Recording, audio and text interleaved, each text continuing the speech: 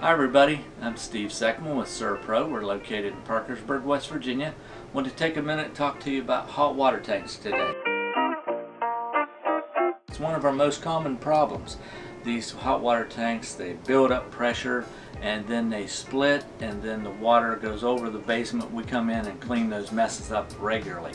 So the most common problem with that is folks forget to drain the sediment out of the tanks, and so that's what causes that pressure to build up.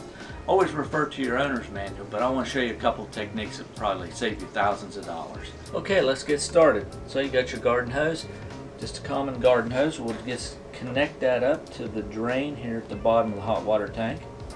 Some of the hot water tanks will have a valve. This one has a screwdriver type tip. We got lucky here, we got a floor drain. If not, you could use a bucket, or you may have to run it a little further, but we'll get this opened up and have a look.